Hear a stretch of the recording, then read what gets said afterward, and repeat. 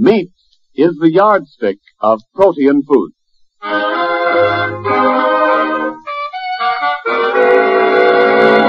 The American Meat Institute presents The Life of Riley, a half hour with radio's newest and friendliest family, and starring William Bendix as Riley.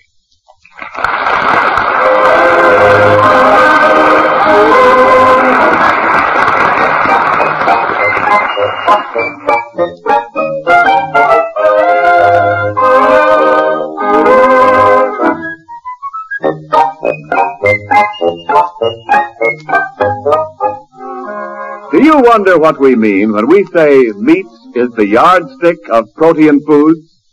Let's try to explain simply. All protein foods contain substances that the doctor and the chemist call amino acids. Now, these are not acids as commonly known, but a name used by science to define certain chemical substances. 10 different amino acids are essential to enable the human body to build and repair its tissues. All 10 of these are present in meat. That's one of the reasons why meat is such an excellent food, and why it is the yardstick of protein foods. Now, The Life of Riley.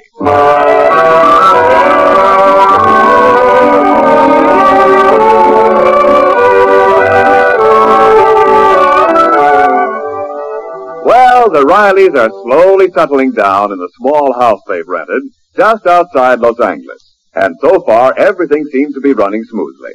Mr. Riley is due at his job at the war plant at 8 a.m., so we find him now in the kitchen. Oh, Riley, dear, hurry with your breakfast. You'll miss the 7:30 bus. Okay, I'm just buttering my toast with this cream cheese. Gee, remember butter? Oh, and don't forget, during your lunch hour, call the plumber. We have no hot water. Oh, that plumber's a fresh guy. I phoned him up yesterday, and he said if we wanted hot water, we should heat a pot of it on the stove. What? So I said to him we didn't have a pot big enough for a person to bathe in. Don't worry, Peg, I'll get a plumber here by tonight. Oh, Barbara, what are you doing in that bathroom? It's all right, Mother. Just some bottles fell down. You know, there's no room for anything in that medicine cabinet. Too full of adhesive tape. Yes, Riley. Every time you use that phone at the drugstore, you buy another roll of adhesive tape. Well, gee, Dumplin', it's nice of Mr. Witherspoon to call us to the phone all the time. The least we can do is to give his cash register a nudge. Well, I've got to go down to the drugstore and phone the beauty salon. I'll be right back. All that kid had for breakfast was a cup of coffee and some fresh lipstick. All she does is phone that beauty saloon. Now, dear, a girl her age wants to look her best. That's another reason we need our own phone. She's beginning to go out on dates. When the right boy comes along, she won't need no phone to land him. He'll come in person. Remember that movie we seen with Cleopatra and Casanova? Oh, Casanova. You mean Mark Antony. Yeah. Yeah, look at the boyfriend she had. And not a phone in the joint. Oh, what an exciting love affair that was.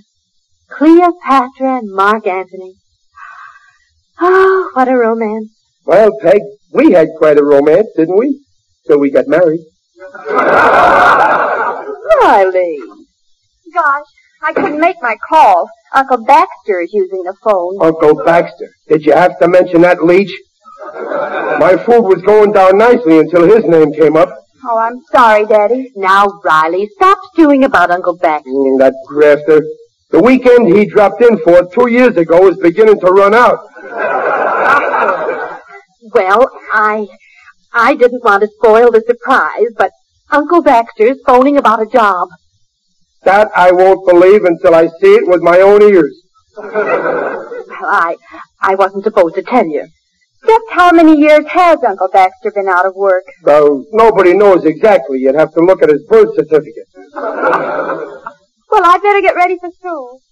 Peg, that kid don't need no beauty parlor. She looks like you, and that ain't hard to take. Oh, you and your compliments. Good morning, Riley, my dear nephew. Hello. Well, Uncle Baxter, will you have a bite of breakfast? Oh, no. Go to no trouble, my dear niece. Just the usual grapefruit, cobbled eggs, bacon, and coffee. Hash brown potatoes, unless French fried are easier. Uncle Baxter, maybe you should take a tonic. You should force yourself to eat. Riley, when one's mind is buzzing with plans, one is much too busy to feel the pangs of hunger. Food is the last thing I think of. Yeah, right before you go to bed. I heard you opening a second front in the kitchen last night. I presume you landed a beachhead on the icebox. Oh, now, Riley, please, dear. Children, now I shall let you in on a little secret. Did you get the job? Now let's not get ahead of my story, huh? Yesterday, the Flick Smedley Company decided to appoint me Director of Advertising for the entire West Coast. Oh, how wonderful. Uncle Baxter, have some of my bacon. To cover that much ground, you need plenty of strength. Thank you. The position pays $10,000 a year. Have a cigar, Uncle Baxter, to wash down the bacon. Thank you. Naturally, I would have known of this yesterday, but alas, we haven't a phone in the house. All day long, Flick and Smedley tried to reach me. Well, the details don't really matter. When do you start work? Now we come to the tragic part of the story. When I phoned them just now, it was too late. The job had been filled. Give me back that cigar. Here, my boy, it isn't my brand anyway. Believe me, Riley, I'd have had that job if we had a phone. You couldn't get a job if we had a whole switchboard. Besides, you can't get a phone nowadays. There's a war. So for the duration of the duration, we use that drugstore phone. Mr. Witherspoon's always glad to call us. Glad? Well, sure, we take adhesive off him, don't we? Come in. Why, hello, Mr. Witherspoon. We were just talking about you. Sit down, Mr. Witherspoon. Have a cup of coffee. I haven't got time. My store is full of customers waiting for me to give them a cup of coffee. Oh, hello, Mr. Witherspoon. Miss Riley, a girl just phoned you. Oh, just a girl? Miss Riley, you had 14 calls from boys yesterday. This just breaks the monotony. Here's her name on this paper. Oh, thank you. Tincture of Benzedrine. The other side. Oh, Margie Myers. I better call her. Oh, Babs, don't forget to buy a little something while you're there. Get some adhesive tape. Look, Mr. Riley, every time I call you to the phone, you buy adhesive tape. I know you're trying to do me a favor, but you have created a shortage of adhesive tape in this neighborhood. I have? The OPA is asking questions. Tell me, are you starting a black market in adhesive tape? No, I swear Mr. Riley, get your own phone. I've got flat feet from running from my store to your house. Well, why don't you wear arch support? You could sell them to yourself and save your own profit. Why don't you get a boy to help you, my dear apothecary? I've had 9 already. Every time I break one in, he gets drafted. Maybe you know someone who's over age? Yeah, an older man, huh? Hey, how's about hiring Uncle Baxter? Riley, you are not suggesting that I become a soda jerk. Well, it ain't hard. You just add soda to your present occupation.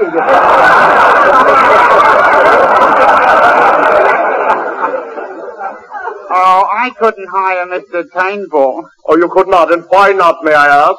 Are you impugning my honesty, my intelligence? No, but I wouldn't hire anybody who sits in my phone booth like this morning and talks to bookmakers. So you talked to Mr. Smedley this morning, huh? You lost the job because we didn't have a phone, huh, Baxter? Well, Riley, surely you don't believe this. Witherspoon, you've lost your senses. I not only lost my senses, I followed the tips you gave me and I lost $30. You'll pardon me, I must shave. Well, don't be too careful. Mr. Witherspoon, in the future we'll try not to have so many phone calls. Thank you. Oh, Mr. Riley, before I go, could you do me a favor? Well, sure, what is it? Sell me 40 cents worth of adhesive. Well, I'll drop some off on my way to the bus. Thank you. Well, Riley, So Mr. Witherspoon is always glad to call us to the phone, is he? Well, I can't help it. I didn't start the war. But I'm liable to start one with that uncle of yours. Advertising job. They probably wanted him to walk along the street carrying a sandwich sign. Oh, Dad. Yeah? Not having a phone has ruined my whole life. Well, what's the matter? Margie just told me that Gerald wanted to ask me to the prom. But when he couldn't phone me, he went and asked that Gracie Fletcher. And now I haven't got a date. Well, now, honey, don't get upset. Look, I ain't going to the prom and I ain't crying. Poor child, I'll go and talk to him. Riley, I could not help overhearing the details of Barbara's horrible plight. Uncle Baxter, this, like every other business in this country, is none of your business. Besides, it ain't no horrible plight if my daughter don't go out with that Gerald. I don't trust him. But Gerald's father is a banker. Oh, then he don't trust me, so we're even. Riley, you owe it to your family to get a phone. I told you you can't get a phone today. All right, my obstinate nephew. Let your daughter grow up to be an old maid. Do you want to go through life without knowing the thrill of carrying your grandchildren piggyback around the room? No, Uncle Baxter, I gotta have grandchildren, at least two, a boy and a girl. But you need a priority. For grandchildren? For a phone. Say, you think I didn't want a phone? Riley, have you tried to get one? Well, no, I talked it over with myself and we decided it was no use. If I can get you a phone, will you permit me to? Oh, all right. I'll go immediately. Here's 20 cents for your bus fare. What about my lunch? You had it just now with your breakfast. Farewell, Riley. When you come home tonight, there will be a phone in this house. Oh, Riley. How's Beth? Oh, she's all right. Holy smoke, 7:20. Time I kissed you goodbye. Well, you're in rare form this morning, Riley. You know, Dumplin', for a couple that's been hitched for 17 years, our romance is doing pretty good. I like it, dear. Ah, sir. The Rileys don't have to take a back seat for any lovers. Not even Cleopatra and Mr. Anthony.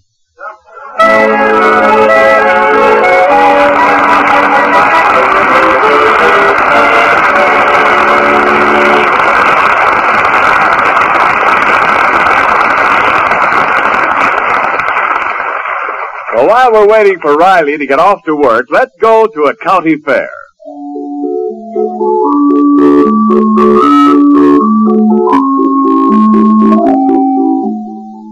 See those fine, sleek hogs with blue ribbons hanging on the pen? How much do you suppose they weigh, and how much meat will they make? Well, a 250-pound market weight hog will produce only about 135 pounds of meat and 60 pounds of fat for lard. Some of this is sheer loss, like the moisture that goes up the smokehouse flue when bacon is smoked to the flavorful goodness you like. And the pounds that do go for food aren't all pork chops and ham and bacon. It includes the pig's feet and hocks and spare ribs and liver and lard. All fine foods, but ones for which you pay less. In fact, a few pork cuts and some beef cuts, too, frequently sell at retail for less per pound than the per pound price of the live meat animal. They don't even return in money what they cost on the hook. So the cuts that cost a little more must sell for enough to make up for the cost of the pounds lost, as well as for the costs of dressing and chilling, curing and smoking, and bringing the meat to you. Meats are brought from the farm to your kitchen with less added cost than any other group of foods you eat, according to the United States Department of Agriculture figures. And now back to the life of Riley.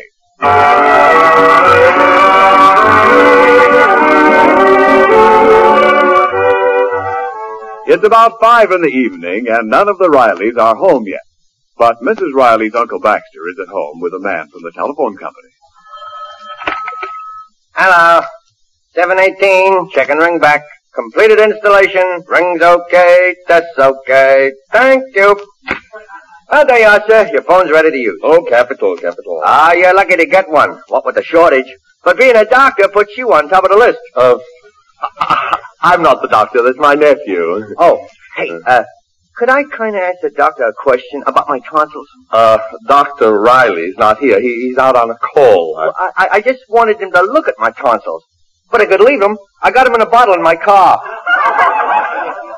I'm sorry. Dr. Riley is too busy to take in a new patient. Well, okay then. Here, sign here. Dr. Chester J. Riley, per Baxter Turnbull. Thank you very much.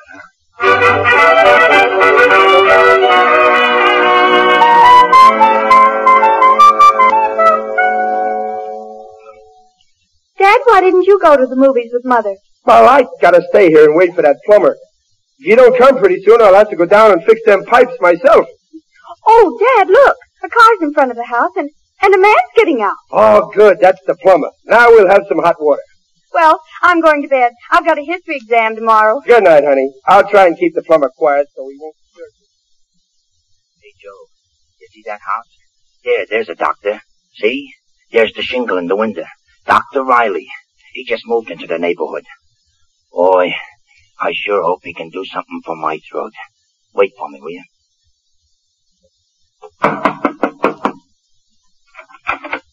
Oh, good evening, Doc. Good evening. Bad throat, huh? Oh, yeah, it's murder. Now, follow me down to the cellar. We'll take a look at those pipes.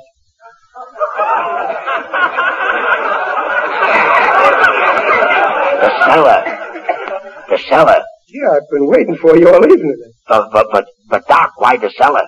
The light's good up here. Look, Bud, don't stand there with your mouth open. Come on, it won't take long. Probably all I need is some goggles. You don't need goggles. This ain't a welding job. Say, you shouldn't have worn that good suit. By the time you're through, you'll be a mess. Hey, is it that serious? Oh, maybe they're rusty inside or rags stuck somewhere. We'll flush them with sulfuric acid. Sulfuric acid? Oh, look, Doc, look. I'd better come back tomorrow. Oh, I ain't letting you get away, pal, now that you're here. I'm desperate. Look, I ain't going down in that cellar. Well, don't look so worried. They can be fixed. There's nothing that a blowtorch can't do. Blowtorch? Let me out of here. You're nuts. You're not a doctor. You're a plumber. Riley, what's all this confounded din about? Waking me up in the middle of the evening. Well, Uncle Baxter, there's a lunatic loose in the neighborhood. Plumber comes in here and says I'm not a doctor. A doctor? Oh, I thought I took that shingle out of the window. Good heavens, I forgot. What shingle? In what window? Say, there is a shingle in the window.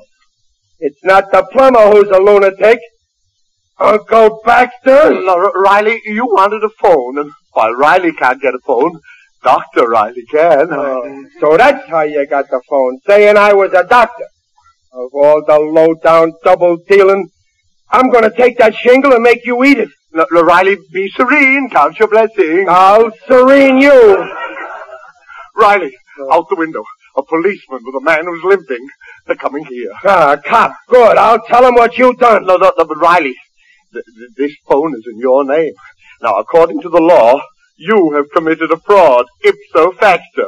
But I can prove I ain't a doctor. I got them by the ipso facto. Now, Riley, listen. Discretion is the better part of valor. They'll drag you out of the house handcuffed. You mean I can go to jail for this? Well, you can take your choice. You can either go, or they'll take you. You'll be locked in a tiny cell. You won't be Chester J. Riley anymore. You'll just be number 15328. Well, I don't care. I'm going to tell the truth. All right, number 15329. 8. Riley, you can't think of yourself. You must think of your wife and the children and the disgrace you are bringing down on their innocent heads. Gee, if I go to jail, I may lose my job. Riley, the doorbell. What'll I do? Let them think you're a doctor. Get rid of them as quick as you can. My head's beginning to hurt.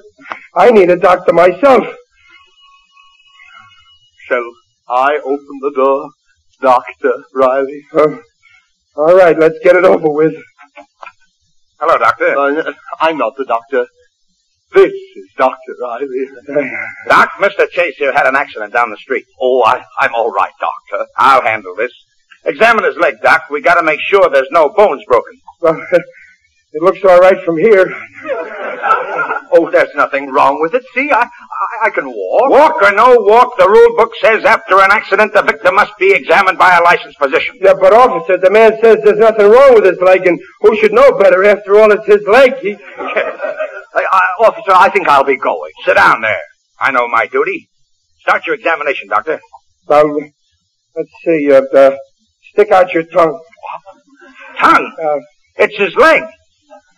Better hurry, Dr. Riley. Don't forget, you're wanted in surgery. Yeah, I almost forgot. Officer, there's nothing I can do. I just moved into the neighborhood, and I ain't got my tools. Tools? The doctor means instruments, professional slang. Officer, I've got to get home. Yeah, that's what I prescribe, a good dose of home. Now, wait a minute, Doc, wait a minute. I want to know what's wrong with his leg, in case he sues the city. Oh, I won't sue anybody. It's only a slight sprain. That's right, it's only a sprain. Maybe not even that. Maybe it's only a fracture. A fracture? Professional slang meaning nothing wrong. All Mr. Chase needs is exercise. Walking. Plenty of walking. And my advice is to start right now. Good night, Mr. Chase. There's no charge. Wait a minute, Doc, wait a minute. You mean walking after you've taped up his leg, don't you? Yes, that's precisely what the doctor means. Go on, Dr. Riley. The tape. Look, officer, there's something I gotta tell you. Doctor, you better hurry. You know, Mr. Warden is expecting you. What were you saying, Doc? I better tape that leg before gangbuster sets in. I mean gangrene. I'll get some adhesive tape from the surgical cabinet. Oh, Dr. Riley, I'm Mrs. Ponsonby. I saw your shingle in the window, and I said to myself, I must drop in and see Dr. Riley. Lady, I'm very busy right now. Go ahead, take care of the lady, Doc. We'll wait. But well, all right, into the dining room, madam. Oh, Dr. Riley, I have pains and aches all the time. And you know, last night I got the most terrible pain in my jaw. So this morning I went to see Dr. Fairfax, and he told me it was my imagination. So this afternoon I went to see Dr. Corn, and he frightened me terribly. He said there was nothing wrong. And now I'm coming from Dr. Peters, and he just laughs, but I just know that it must be lockjaw. Little lockjaw wouldn't hurt you.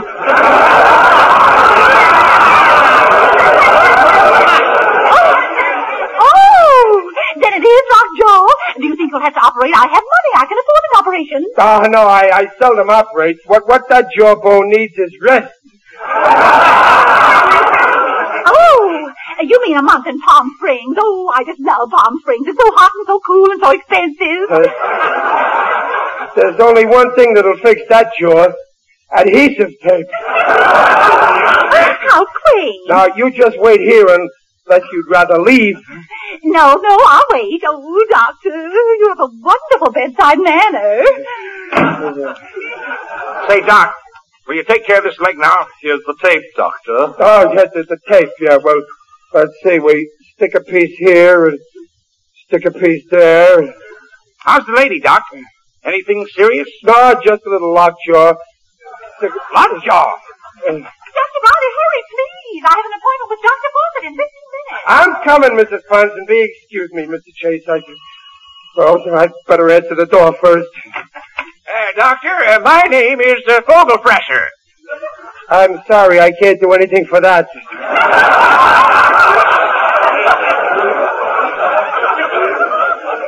I saw your shingle in the window. Everybody saw that shingle except me. There's something in my eye, Doc. Can you fix me up? Well, I'm pretty busy taping up this man's leg here. Oh, go on, Doc. His eye is more important than my leg. No, okay. Here, let me lift that eyelid. Hey, now, take it easy, Doc. Anything there? Yeah, there's an eye. And a speck of dust. We'll try and work it out. Now, close your eyes. Now open your eyes. Now, close them. Yeah, they're closed. Can you see anything? No. Interesting. Dr. Riley, now will you please finish taping my leg? Oh, yeah, sure. Yes, but what about my eye? I pronounce it cured. Dr. Riley, you better do something. I'm beginning to feel better. Hey, Doc, can I open my eyes now? Yeah, open them. Well, Mr. Chase, your leg's all finished. You can go now. Oh, thanks, Doctor. Oh! What's the matter? Now I can't walk. And I can't talk. And I can't see. And I can't stand it. Hello? What? A maternity case? Well, you better call somebody else. I'm busy. How much can a doctor like me do? Now, Doc, if that's the case with the stork, you go on over there. Come on, folks, everybody out. Dr. Riley's got an emergency. What about my jaw? What about my eye? And my leg. Folks, the flatfoot is right. What's an eye or a jaw or a leg compared to a bundle from heaven? A blasted event. Everybody out. Come on. Good night, Doc. Holy smokes. Riley, I came through the back door. I phoned you from the drugstore. Oh, then that was you with the stork. Clever ruse to get rid of them, eh? Oh, what a night. And all because you had to have a phone. We're taking it out first thing in the morning. Well, you're the boss, Riley. Now to remove the shingle. Yeah, I get that. Doc, I cut myself. It's bleeding. It's bleeding. Give me some of that adhesive, will you? Oh, Uncle Baxter. Not adhesive. Huh? A tourniquet. And I'll put it on for you. Me, Dr. Riley. Riley, you have the strangest look on your face. Riley's also... Uncle Baxter, if you do me one favor, I'll never say another harsh word to you. What's that, Riley? Let me apply this tourniquet to your neck, Riley!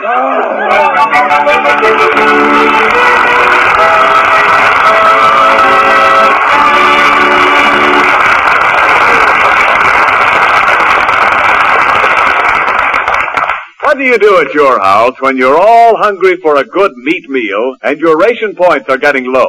Do you just give up, or do you women who plan the meal get busy and hunt down a meat cut that will match your ration points? Well, maybe you need some help on this. Here are a few ideas from the American Meat Institute. You know, there are many meats that call for very few points per pound. For example, when you find lamb shanks at the market, there's the basis for as fine a dish as you can eat. Get one lamb shank for each member of the family. Brown them in fat, braise them slowly in a covered pan in the oven, and you'll have as delicious a meat meal as you can get in the best restaurant. Ox joints are another famous restaurant meat that you ought to try at home. So are barbecued spare ribs and kidney stew. Or, if you want to go into the good old-fashioned homey dishes, try pork sausage and mashed potatoes. Why not have a little chat with your meat man? He knows all the good meat cuts that save points, and will help you choose something really good from those he has each day. Remember, even the low-point meats have the essential B vitamins and the minerals, iron, copper, phosphorus, and, of course, protein. Yes, meat is the yardstick of protein food. All statements regarding the nutritional value of meat made on this program are accepted by the Council on Foods and Nutrition of the American Medical Association.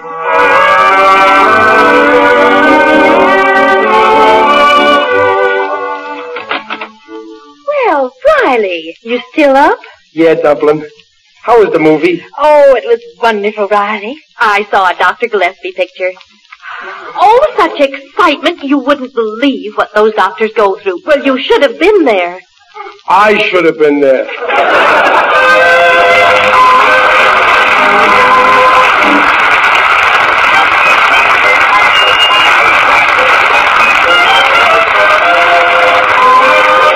Follow The Life of Riley next week at the same time. William Bendix, who appears on this program by arrangement with Hal Roach, can be seen currently in the 20th Century Fox picture Lifeboat. The Life of Riley was directed by Don Bernard with music by Lou Kozloff. It came to you from Hollywood. This is Ken Niles saying, see you next week.